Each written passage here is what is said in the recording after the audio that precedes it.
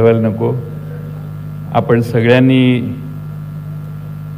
गेले 2 दिवस सगळ्यांनीच मन लावून इथं झालेल्या मार्गदर्शनाचा अतिशय चांगला असा फायदा घेतला असेल असा मला विश्वास आहे. आपल्या या 2 दिवसाच्या शिबिरामध्ये अनेक विचार आपण ऐकले.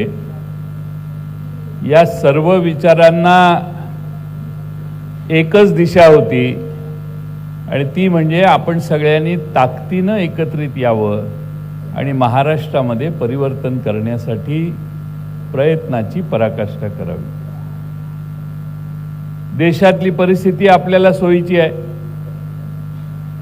राज्यातली परिस्थिती सोयीची आहे. पानटपरीच्या दुकानावर जर गेलात तर तुम्हाला लोक हेच सांगतील की शरद पवार साहेबांच्या बाजूने आम्ही उभा आहोत. कुठल्याही सामान्य माणसाला शरद पवार साहेब, उद्धव ठाकरे साहेब यांच्या मागे उभा राहण्याची उत्स्फूर्त अशी प्रेरणा आज महाराष्ट्रात तयार झालेली. जागा वाटप पुढच्या काही दिवसात पूर्ण होईल. काही जागा आपल्याला मिळतील, काही शिवसेनेच्या उद्धव ठाकरे यांना मिळतील, काही काँग्रेसला मिळतील. ते पवार साहेब राष्ट्रीय स्तरावर त्याचा निर्णय घेतील. पण एकदा निर्णय झाल्यानंतर आपण प्रयत्नाची पराकाष्ठा सगळ्यांनी जो जो त्या ठिकाणी महाविकास आघाडीचा उमेदवार असेल त्याच्या विजयासाठी आपण अंग झटकून काम केलं पाहिजे. आमचा पक्ष नाही, शिवसेनेचा आहे, काँग्रेस आहे अशा याच्यात न राहता आपण पूर्ण ताकदीनं महाराष्ट्रामध्ये लोकसभेच्या जास्तीत जास्त जागा निवडून आणल्या तर राज्याचं गणित फार सोपं होईल. आपण निष्ठेनं पवार साहेबांच्या मागे राहिलेला आहात. 2 दिवसापूर्वी परवा संध्याकाळी महाराष्ट्रातले लोकसभेचे आणि विधानसभेचे जे उमेदवार होऊ शकतात अशांची बैठक आम्ही परवा रात्री घेतलेली होती. प्रयत्न आपला हा आहे, येणाऱ्या लोकसभेत आणि विधानसभेमध्ये महाराष्ट्रात सर्वोत्तम कामगिरी राष्ट्रवादीची झाली पाहिजे. आणि ही करत असताना काही मुठभर लोकांनी तुमच्या मतदारसंघामध्ये वेगळी भूमिका घेतली असली तरी तुम्ही खालच्या सामान्य माणसाला विचारायला गेला तर माणसं म्हणतील की आम्हाला आता नवा नेता हुडकायचा आणि त्या नव्या नेत्याचा शोध आपल्या सगळ्यांना आहे. एखाद्या मतदारसंघातले सगळे निघून गेले असतील तर त्या ठिकाणी नवा माणूस उभा करण्याचं काम, ज्याच्या मागे सर्वमान्यता असेल आणि सर्वांचा पाठिंबा असेल असा माणूस उभा करण्याचं काम देखील आपल्या सगळ्यांना करायचं. आणि म्हणून माझी पहिली विनंती आहे, मी नेहमीच सांगत असतो की तळागाळापर्यंत पोचायचं काम करूया. आणि तळागाळापर्यंत पोचत असताना काल शेवटचं एक प्रेझेंटेशन नीरज जैन यांनी केलं. थोडासा वेळ झाला होता, आपली थोडीशी क्षमता ऐकण्याची कमी झालेली होती. पण त्यातला मुद्दा हा आहे की या पवार साहेबांच्या आणि राष्ट्रवादीच्या मागे, पुरोगामी विचाराच्या मागे आम्ही का राहिलोय याचं स्पष्टीकरण त्या प्रेझेंटेशनमध्ये होतं. अर्धवट राहिलं. परत काहीतरी काही जिल्ह्यांमध्ये ठेवायची व्यवस्था मी मगाशीच त्यांना आणि इतर जिल्ह्याच्या अध्यक्षांना बोलवून केलेली आहे. आपल्या सर्वांना माझी विनंती आहे की पुढच्या काळात अनेक गोष्टी होणार आहेत. प्रचंड भपकेबाजपणा समोरच्या बाजूला दिसेल. सरकार त्यांचं असल्यामुळं सरकारचं व्यासपीठ हे पक्षाचं व्यासपीठ आहे असं समजून काही लोक देशात आणि महाराष्ट्रात वागतायत. आणि त्यामुळे त्या भपकेबाजीला घाबरू नका. सत्ता असते त्यावेळी असा फुगवटा असतो.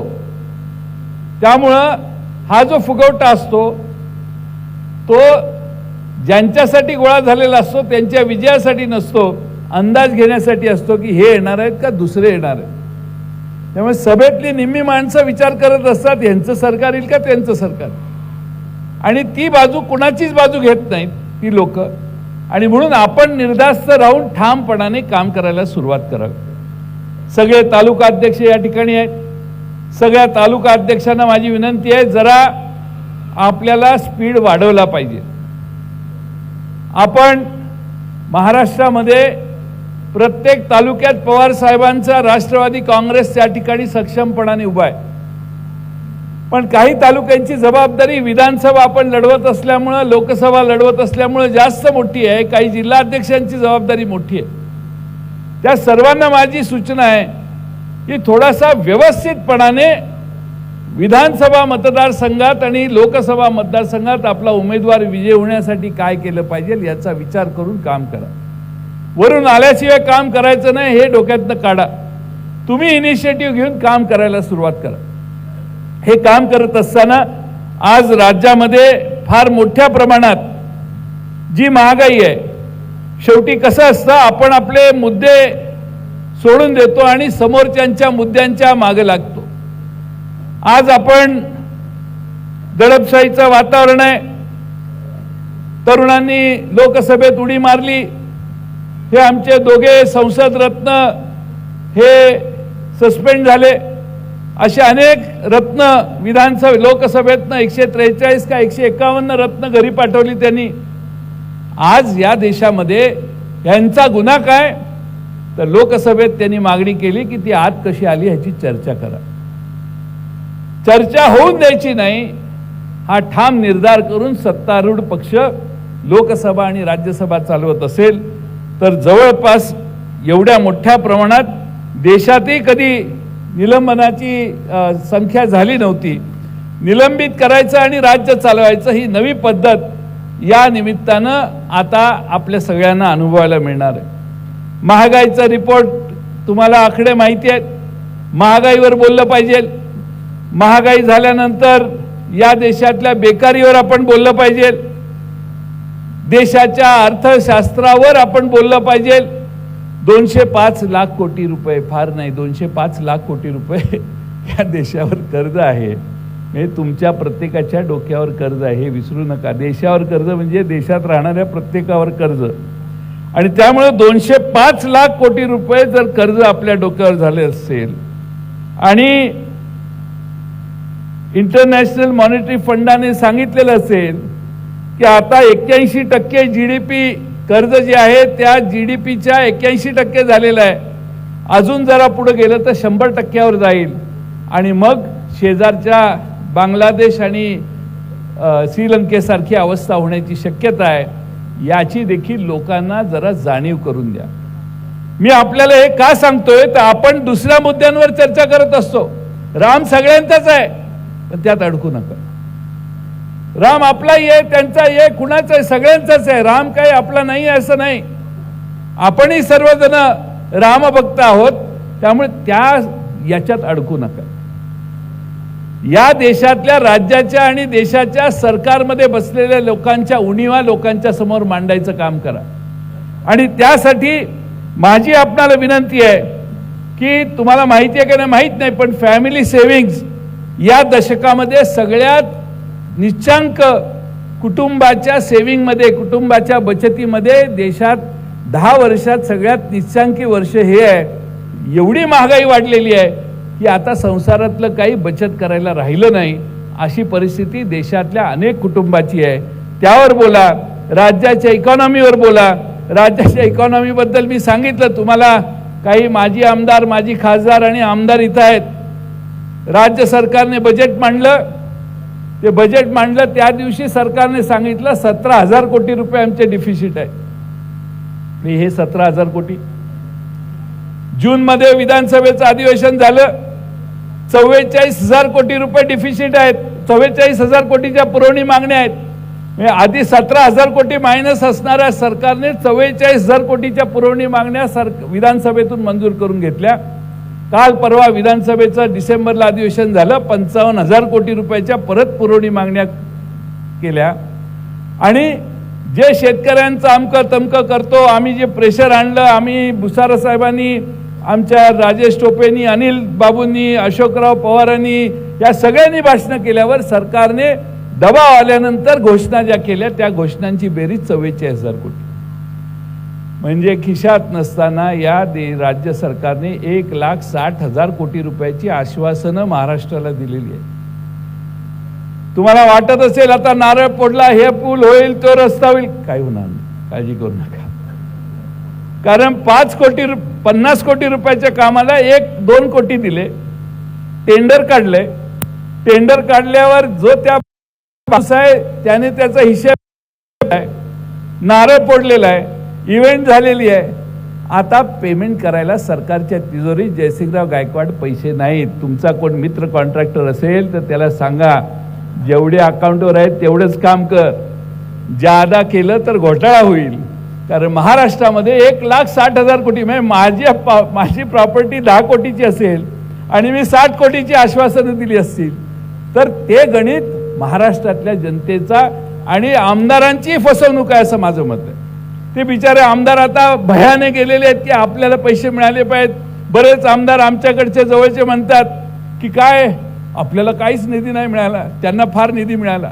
अरे त्यांना निधी मिळालेला नाही आहे, त्यांना नुसती हूल दिलेली आहे. आपल्याला पुढचं सरकार आपलं येईल त्यावेळी आपण मागचा बॅकला भरून काढून तुम्हाला पैसे द्यायची व्यवस्था आम्ही करू, तुम्ही काही चिंता करू नका. त्यामुळे त्यात अडकू नका.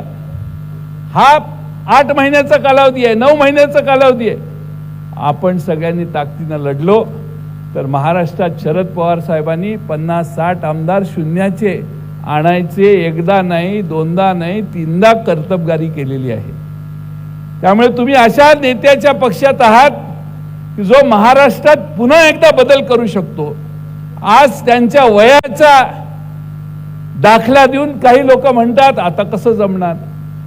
पवार साहेब अनेक ठिकाणी भाषण करताना म्हणतात की मी अजूनही वय तरुण आहे. आम्ही ज्यावेळी त्यांच्याशी बोलतो त्यावेळी ते आमच्यापेक्षा तरुण आहेत हा सतत आम्हाला भास होतो. त्यामुळे ही खात्री बाळगा की महाराष्ट्रात ज्यावेळी पवार साहेबांचा झंझावात फिरेल त्यावेळी महाराष्ट्रामध्ये लोक पवार साहेबांच्या मागे उभा राहतील आणि ताकदीनं महाराष्ट्र पुन्हा एकदा पवार साहेबांच्या म्हणजे शाहू फुले आंबेडकरांच्या विचाराला प्रतिसाद देईल हा माझा विश्वास आहे. मी फार वेळ आपला घेणार नाही कारण पवार साहेबांचं भाषण वेळेत संपवायचं आहे. बोलण्यासारखे बरेच विषय आहेत पण 1-2-3 विषय या ठिकाणी फक्त जाता जाता मी सांगतो. इथं शेजारी निळवंडे धरण आहे. मी महाराष्ट्राच्या विधानसभेत 1990 साली गेलो. त्याच्या आधी 20 वर्ष म्हणजे 1970 सालापासून निळवंडे भाषणं विधानसभेत झालेली. आपल्या 2019 साली आपलं सरकार आलं त्याच्या आधी 1100 कोटी रुपये त्या धरणावर खर्च झालेले, काम 45% पूर्ण होते. आपल्या 2.5 वर्षाच्या काळात आपण 900 कोटी रुपयापेक्षा थोडेसे जास्त पैसे खर्च केले आणि ते काम 90% पूर्ण केलं. 45% 90% केलं. जवळपास सगळी कामं आपल्या काळात झाली. आता सन्माननीय प्रधानमंत्र्यांनी त्यांचं अलीकडच्या काळात उद्घाटन केलंय असं मी बातमी ऐकली. पण आपण अशी कामं महाराष्ट्रातल्या वेगळ्या भागात केली. इकडच्या नाशिक जिल्ह्यातलं पाणी वळवून इकडं आणायचं ज्याचा नगर जिल्ह्याला फायदा होणार आहे, सगळ्या मराठवाड्याला फायदा होणार आहे. त्या वळण बंधाऱ्याला गती देण्याचं काम देखील आपण केलं. त्या ठिकाणी विदर्भामध्ये वैनगंगा टू नळगंगा जोडण्याच्या कामाचा सुरुवातीपासून ती कल्पना होती पण आपण जास्त त्याला प्रोजेक्शन देण्याचं काम केलं. त्याच्याही परवानग्या आता येतील. त्यामुळे महाराष्ट्रामध्ये बराच मोठा बदल हा या सगळ्या काळात करण्याचं काम आपल्या सगळ्यांना करायचंय. मी आपणाला एवढीच विनंती करतो की आज आपण एका चांगल्या शिबिरातून जात असताना या व्यासपीठावर जे या ठिकाणी बोलले त्यांच्यातून काही ना काही आपण परत घेऊन जाल असा मला विश्वास आहे. आज या ठिकाणी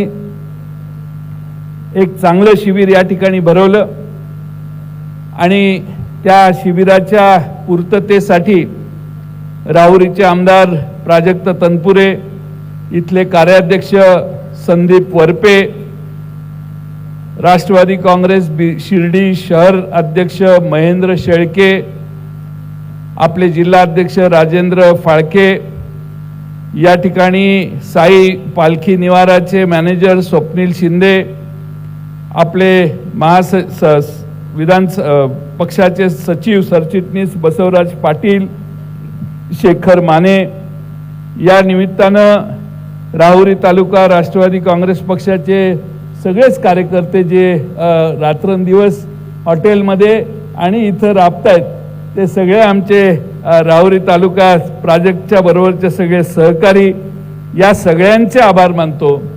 हा सगळा परिसर हितेंद्र ठाकूर यांचा आहे, त्यांचेही या ठिकाणी आभार मानतो.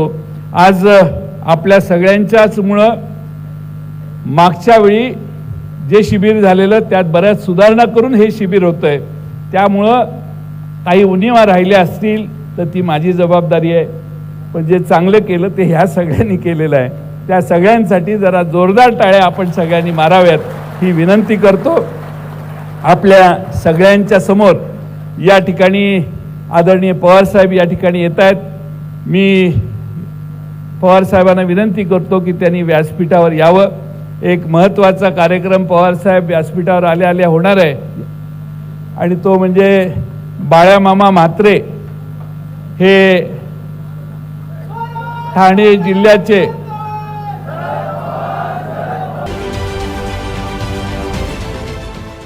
देश विदेशातील प्रत्येक घडामोडींचे लाईव्ह अपडेट मिळवण्यासाठी आता साम टीव्हीच्या सर्व सोशल मीडिया प्लॅटफॉर्मला लाईक, फॉलो आणि सबस्क्राईब करा. तसंच सर्व नोटिफिकेशनसाठी बेल आयकॉन प्रेस करायला विसरू नका.